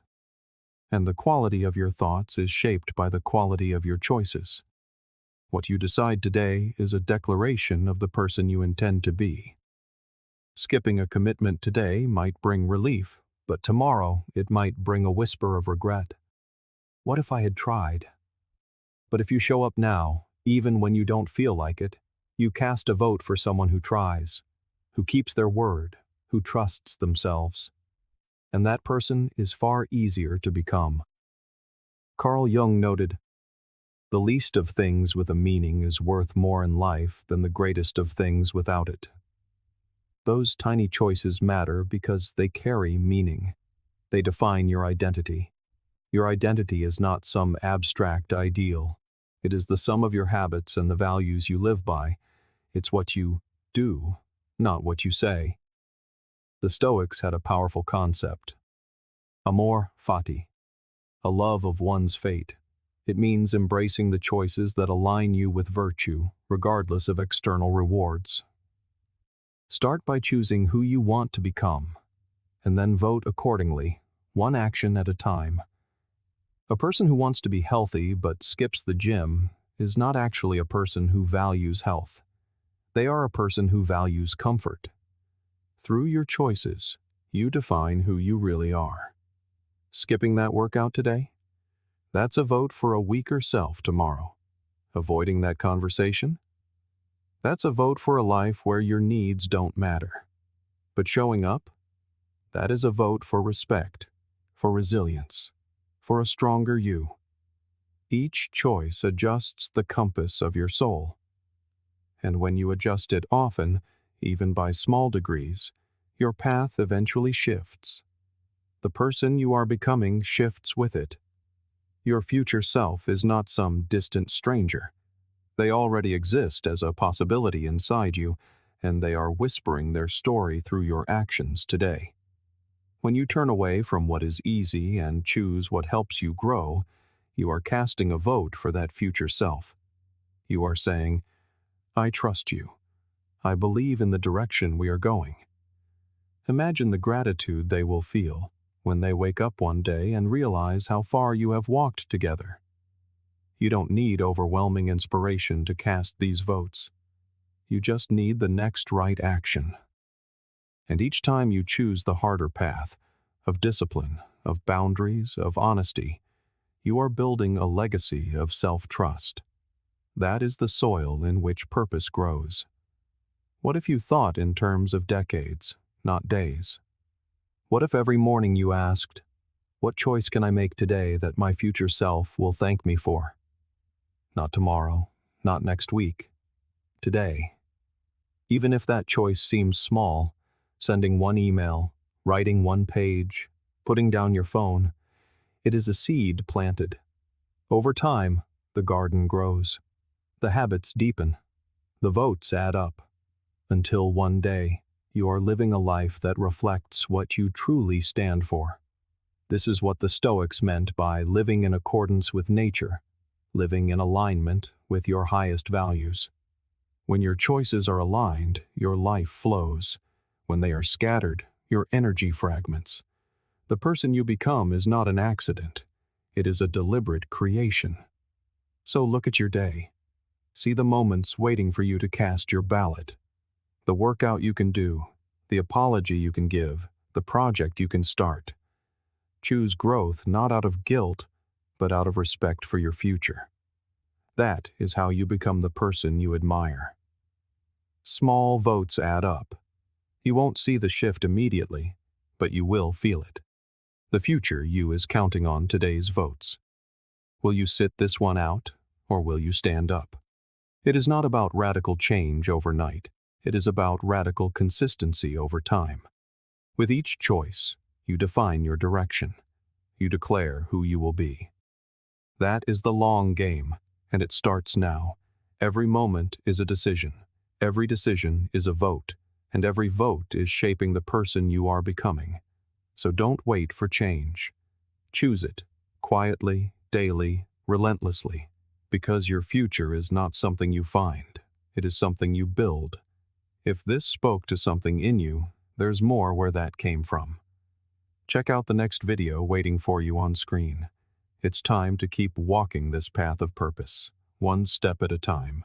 And as always, thank you for being part of Stoic Journal. Stay grounded, stay growing,